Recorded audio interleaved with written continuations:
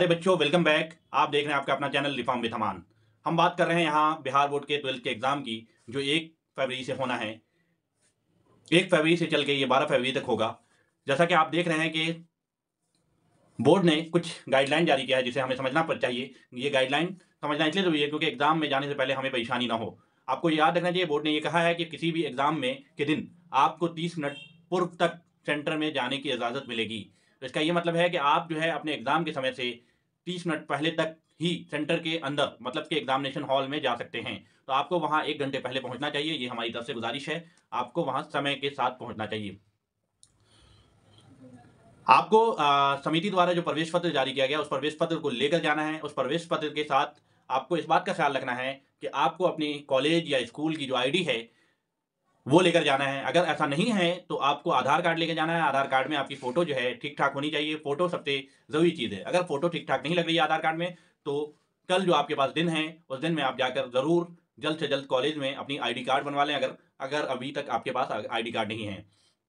प्रथम पाली के परीक्षार्थी को परीक्षा प्रारंभ होने के साथ समय पूर्वाह्न 9:30 बजे से 30 मिनट पूर्व, अर्थात पूर्वाह्न 9 बजे तक द्वितीय पाली में 30 मिनट पूर्व, मतलब 1:30 बजे तक ही परीक्षा भवन में प्रवेश की अनुमति दी जाएगी। 9 बजे आपको परीक्षा हॉल में पहुंच जाना है। तो इसका मतलब है कि वहां सेंटर पे आपको 8:30 साढ़े 8 बजे तक पहुंच जाना है। इस बात का ख्याल रखना है क्योंकि एग्जाम है, तो शहर में हर तरफ से, बाहर से आपके सेंटर पे पहुंचने वाले लोग होंगे, हर सेंटर पे जाने वाले की भीड़ होगी। इसलिए भीड़ भाड़ से बचने के लिए आपको समय से पहले वहां पहुंचना है, क्योंकि बोर्ड ये कहती है कि हम किसी भी हाल में आपको सेंटर में नहीं जाने देंगे किसी भी तरीके की। तो हर साल हम ये देखते आते हैं कि परेशानी होती है, बच्चे जो है रिक्वेस्ट करते हैं, लेकिन बोर्ड ये कहती है कि नहीं, हम आपको पहले ही बता चुके हैं कि आपको सेंटर में नहीं जाने दिया जाएगा। तो किसी भी हाल में आपको 30 मिनट पहले ही सेंटर पे पहुंच जाना है।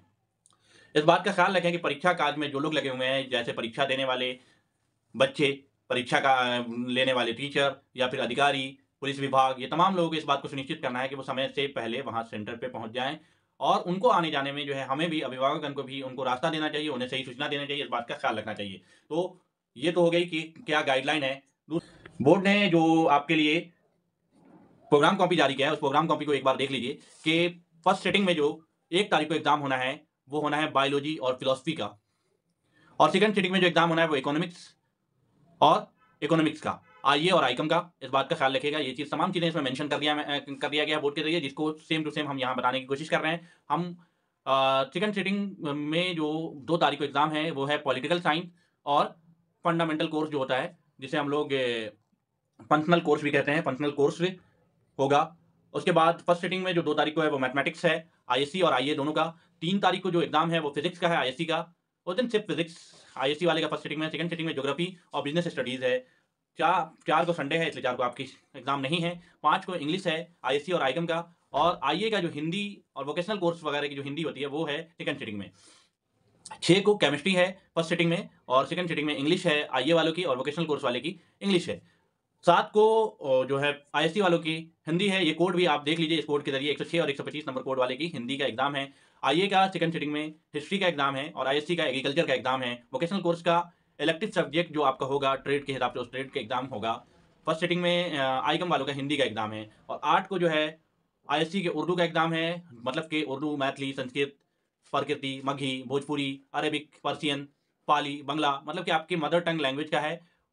वैसे आईकम वालों के उर्दू, मैथिली, संस्कृत, प्रकृति, मगही, भोजपुरी, पर्शियन, पाली, बंगला। आईए वाले की तमाम लोगों का 8 को जो है फर्स्ट सिटिंग में एग्जाम है। और सेकंड सिटिंग में उसी दिन सेम टाइम पे आईए वालों की साइकोलॉजी और आईकम वालों की इंटर्नशिप है। तो दिन आईए वालों की 2 एग्जाम हो सकते हैं, जिनका साइकोलॉजी भी होगा। आईकम वालों का भी 2 एग्जाम हो सकता है, जिनका इंटर्नशिप वाला एग्जाम पेपर होगा। यहाँ पर आईएससी वालों का एग्जाम लगभग खत्म हो गया, कुछ चीज़ों को छोड़कर देखा जाए तो। 9 तारीख को आईए का फर्स्ट सिटिंग में म्यूजिक है, और आईए वालों के सेकंड सिटिंग में होम साइंस है, और इलेक्टिव सब्जेक्ट जो है वोकेशनल कोर्स वालों का है। 10 को सोशोलॉजी, अकाउंटेंसी फर्स्ट सिटिंग में है। सेकंड सिटिंग में जो है आईएससी के कुछ इलेक्टिव सब्जेक्ट जो बचते हैं, उन तमाम चीज़ों का है। आईकम वालों का भी इलेक्टिव सब्जेक्ट है, आईए वालों का भी इलेक्टिव सब्जेक्ट। 12 को आईएससी के उर्दू, हिंदी, ये जो उन सभी विद्या परीक्षार्थियों के लिए जिनके द्वारा इन विषयों में भी किसी एक विषय का चयन अतिरिक्त विषय के समूह में किया गया हो, एडिशनल सब्जेक्ट के तौर पे अगर आपने किया है, तब आपका 12 को एग्जाम है, इस बात का ख्याल रखिएगा। वैसे नहीं है। 12 को आईएससी वालों का computer science, multimedia, web tech, ये तमाम कोर्सेज का हो सकता है। आईकम का कंप्यूटर साइंस, मल्टीमीडिया।